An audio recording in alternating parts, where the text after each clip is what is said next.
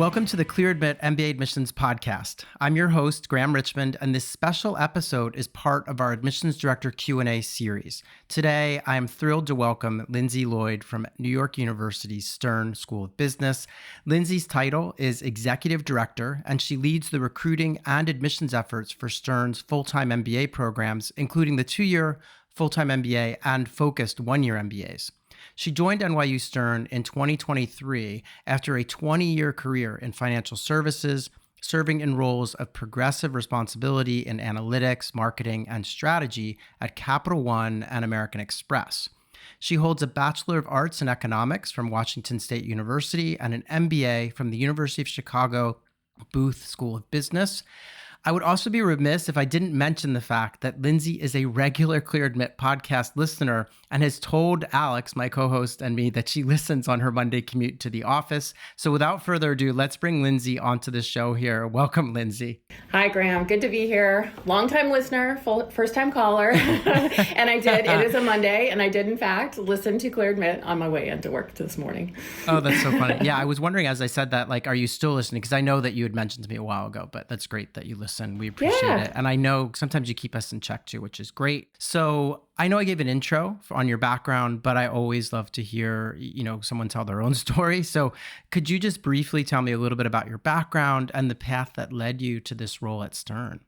Yeah. So as you mentioned in your intro of me, I have about 2 decades of experience in financial services with a brief hiatus to get my MBA from the University of Chicago. It wasn't called Booth at the time, so I still trip over that name.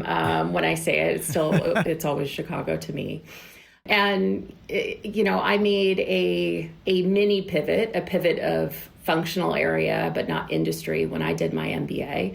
And like many folks, upon the pandemic, I was ready to make another pivot. So made a mid-career pivot and took a year off from corporate life and went back to that toolkit that I learned in my MBA program of, figuring out what transferable skills I had, where I might want to apply them. I prototyped some things, did some volunteer work, did some contract reading for another MBA program, and ultimately arrived with a mid-career pivot into admissions. Got a great opportunity here at NYU Stern. I still get to lead a team. I still get to do marketing, and I get to talk to people about what their aspirations are and help them along their way to their own career pivots and the next phase of their career trajectory. So it's so interesting that, I had forgotten that you had this long career in finance, because whenever I think of you and hear you speaking about Stern, it just seems like you're kind of made for this role. So I totally forgotten you had this other life working in finance. But let's talk a little bit more, though, about what drew you to admissions. I mean, you talked just a second ago about helping people kind of realize their aspirations and think through that stuff. But what drew you in really, and what keeps you excited about it today? Yeah, well, back in the day when I was at Chicago, I was part of the Dean Student Admissions Committee. So I did help out as a student volunteer and what we would at Stern call a graduate ambassador, right? Student employees that help the admissions team. And during my time at American Express, I was certainly involved in recruiting and bringing MBA candidates into work at American Express. And what I like about it is getting to know people. And that was one of the things that I really loved about my work at American Express, was talking to junior colleagues. It's a big company. There are many career pathways, and careers at Amex are rarely linear. They involve lateral movements as well as upward movements and jumping from one business unit to another. And so I really enjoyed helping junior colleagues navigate that. And a lot of that is very analogous to admissions work, to helping people think through or even just learn about and help them understand what is possible for them. Where's the connective tissue between what they've been doing, what they can get out of the MBA program, and where they ultimately want to go and could possibly go long term. So I love seeing those journeys. I'm selling a product that I bought once upon a time that I firmly believe in. I feel it's a very, it's a large investment of both time and money, but one that has lifetime payoff, not just in the short term, but over the course of a 40 plus year career. Yeah, and like you, I really love that moment when, I mean, the MBA is so versatile, right? There's so many things you can do with it. And I feel like when people first discover it and realize, wow, I could go into any number of fields and it's really about leadership and teamwork and management. It just seems like an easy product to get behind. It just, yeah. So that's got to be rewarding to help people discover that. And it creates optionality for you, right? It created optionality for me when I was at a midlife point of like, okay, that's what the first 20 years of my working life looked like. And I want the next 20 years to look different. It allowed me to explore that, tap into my network, experiment, and find what's next. So, yeah. And especially someone who graduated circa 2007, many of my classmates were impacted by the great financial crisis of 2008, my husband included. And so seeing people, there will always be those storms, economic storms, the macro storms that come along. And the MBA is kind of that, superhero utility belt that helps you figure out, okay, where's the next opportunity? How do I ready myself for that? How do I tell my story to make that transition? Yeah, I think that's so accurate. One thing I wanted to ask you now is I want to kind of shift to talk a little bit about admissions. And, I feel like applicants have some misconceptions about admissions officers and even the admissions process. So what's one misconception that you kind of think people have? It's hard to narrow down. I think everybody assumes there's some magic formula and that there's an algorithm that if you hit all the right beats, like bada bing, you get into the program that you want. And the reality is there's no magic formula. And what will really help the most is to tell your story, not someone else's story, not what you think we want to hear, but telling your story well to really differentiate yourself. I think that's probably the biggest misconception and the one that I'd like to kind of shut down the most. Yeah, I think that's accurate. People, I mean, we hear, we've been doing all these kind of events with Clear Admit with admissions directors from all different schools. And yeah, that's a kind of recurring theme, this idea that, you don't need to sort of be this one kind of magical, candidate to get in. You just be yourself. And that's what they're trying to do is piece together a really diverse class. You've been in this role for a few years now, and I just wonder, and even thinking back to your time when you were, as an admissions ambassador or whatever it was called back when you were an MBA candidate, like how has your thinking about admissions changed over the years, if at all? Yeah, that's a hard question to answer because I feel like I'm amongst peers that have like decades of experience in the space, and I feel like a wee babe, relatively speaking, with only 3.5 years under my belt. And I don't know that like my student admissions experience perspective was fully informed. So like I hate to draw from that, but I will. Maybe this will help illuminate some of what we were just saying about like telling your own story and that kind of thing, right? Like my background, 20 years in the corporate world, as a hiring leader, I was often looking for the one right person for the job that I was hiring for.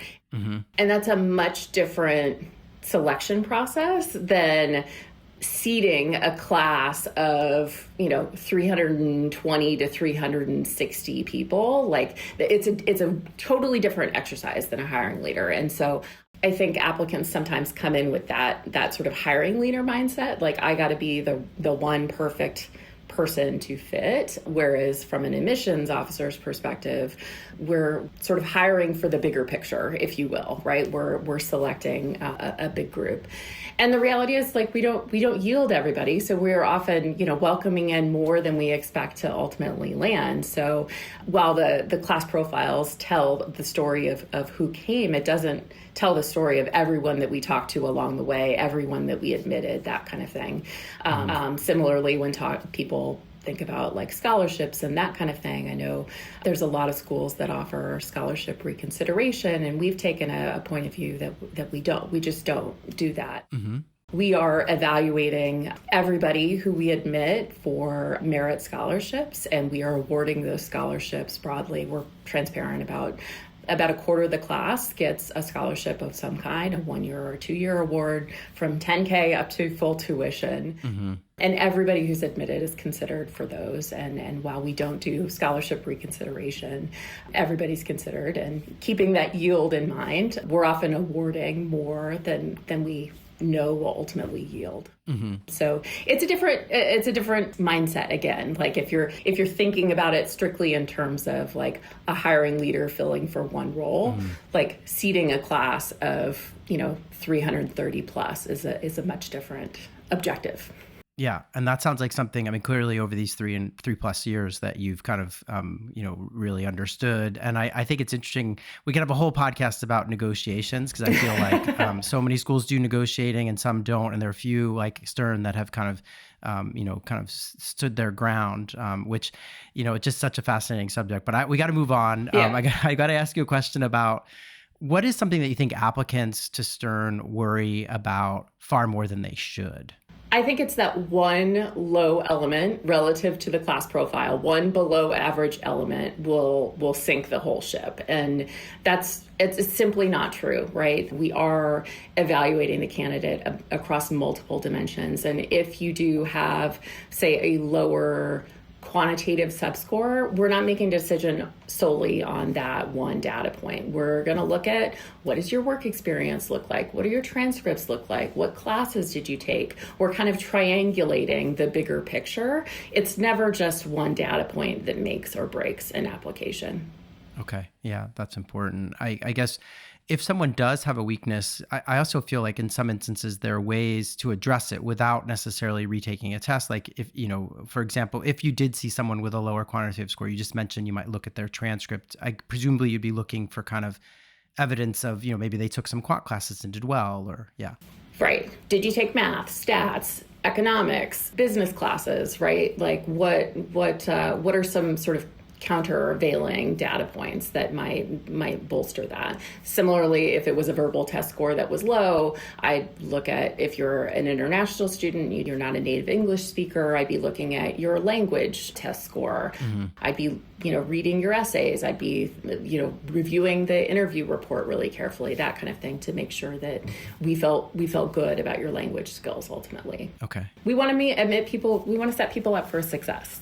Right. Okay. Yeah, makes a lot of sense. This is kind of an interesting question that I want you to think about the students that you've admitted in the 3+ years that you've been with Stern. And I wonder what qualities tend to distinguish those who make the most of their time at Stern. So not what qualities distinguish those who get in, but the ones who really thrive and make the most of the MBA experience. Yeah, I'm going to steal a short version from my vice dean here, Nate Pettit, but it really comes down to, are you a consumer or are you a collaborator?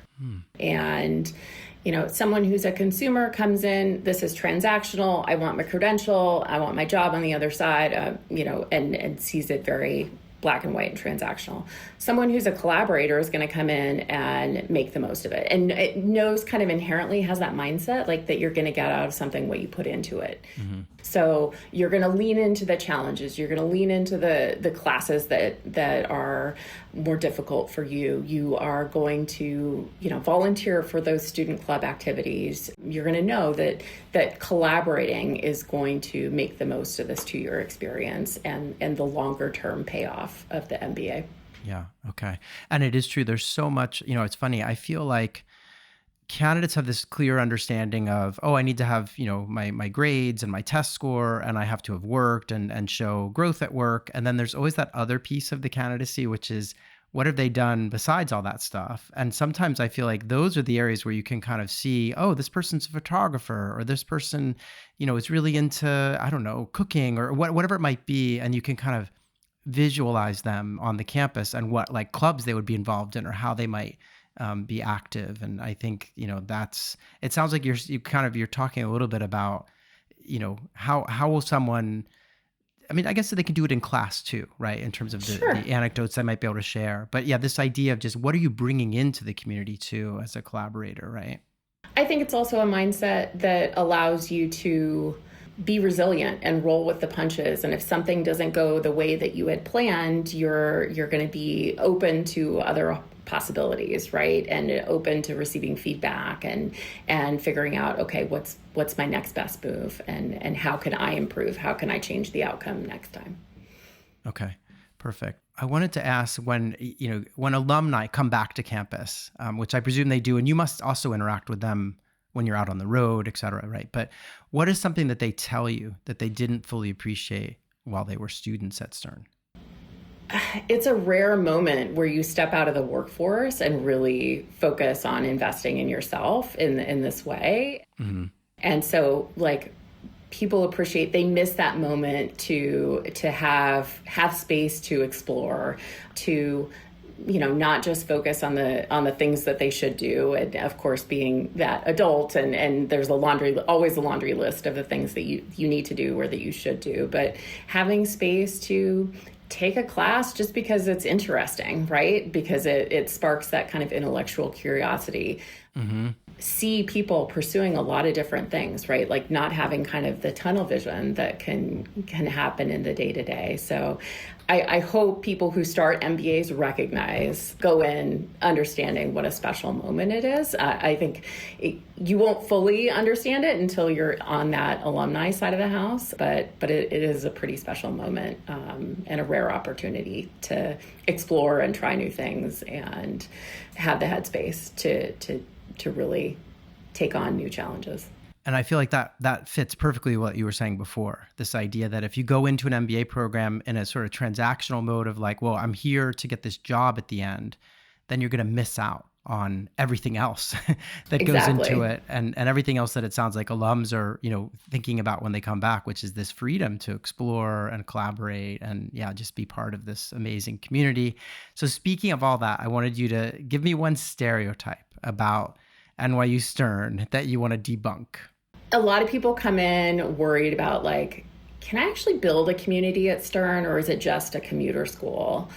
And I think, yes, it's in a big city, and so there's always going to be an element for any program that resides in a big city of people who are already living there and have existing relationships. But there's something about the sort of intense experience of the 2-year MBA program or 1-year MBA programs too, with a relatively smaller cohort, right? Mm-hmm. When you're talking 300 people or 25 or 50 people, is the case with the 1-year programs, like, you pretty much are going to know everybody in your class. And so there is something special about this sort of smaller village within the village here in New York that we have the home base. We're in a single building here in Stern.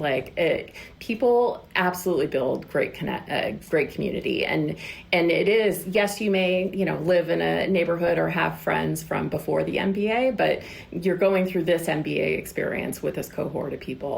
And frankly, that was my experience too. When I went to Chicago, I didn't live on campus. I lived with friends from undergrad. I still had a really strong bond with my classmates. So is it different than going away to a more rural campus? Absolutely. But New York or nowhere, right? It's a special type of place, and you're going to be selected into a group who wants to be here too. Yeah, and I will say, I was on campus, must have been a couple of years ago at this point, but I did note as I was walking through the building, it's really buzzing with activity, and the number of people kind of hanging out and getting lunch together and all those sort of study spaces and lounge spaces, it really struck me as a close-knit community, almost like, it's in a big city, but it's this sort of haven, where everyone comes together. But anyway, you know it better than I do. And I did want to ask you about, what is the role that New York City plays in the student experience at Stern? Because, as you say, you're in the Greenwich Village, you're in, arguably one of the nicest parts of Manhattan, right? So, and not far from most corporate headquarters, et cetera. But what is the role that the city plays within, the Stern experience? I feel like if you want to be in New York long term, you should do your MBA in New York. Mm-hmm. It is a homing beacon, right? It's a self-fulfilling prophecy. We have so many alums that stay here, so many companies that are hiring. So the network is super strong. Everybody, if they don't live here, they want to come here. So when it comes to professors who want to have guest speakers, the careers team who wants to bring people in, alumni in, it's easy because they're already here. Or if they're not here, they're always keen to make a trip to New York, right? To have an excuse to come back. So it's really easy because New York everything's right at our front door. I love the energy after working in the financial district, which is kind of sleepy for so long. Like, I love the energy of the village. I love, when I'm walking to my subway, I'm going by the West 4th basketball courts. You've got like street ball energy. You're passing comedy clubs and jazz clubs along the way.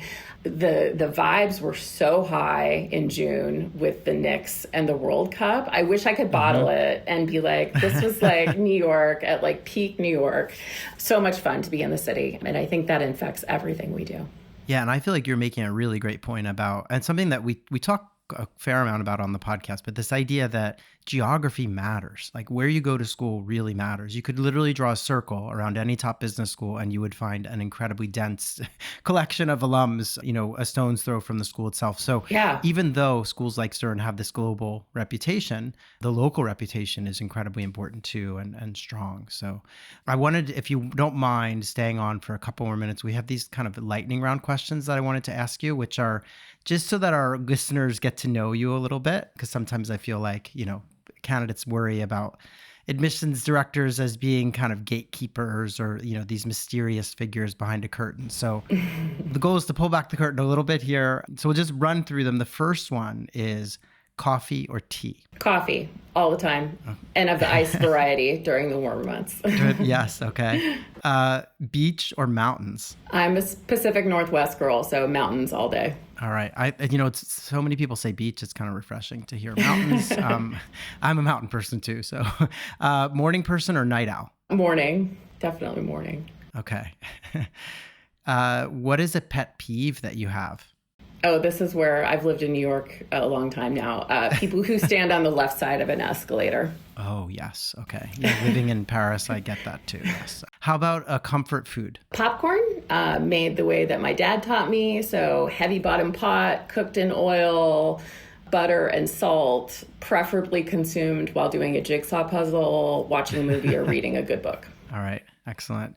How about a guilty pleasure that you have? Oh, reading fluffy rom-com beach read type novels. It's like the perfect opposite of application reading. Okay, that makes sense. What about the best advice that you've ever received? And by the way, everyone's been saying this is a really hard question, but hopefully you can come up with something. I have to share an anecdote, so this is not going to be a quick one, but that's fine. My first trip back to the Pacific Northwest after I finished business school and started my job at American Express. So close family friend, a guy my dad went to high school with, went on to become an executive at Boeing. So I'm at a Christmas party and Randy is asking me about how my job is going at Amex. And I said, it's going really well, but I have to admit, I'm somewhat terrified that they're going to discover I'm not as smart as they think I am. Mm-hmm. And he threw his head back and laughed.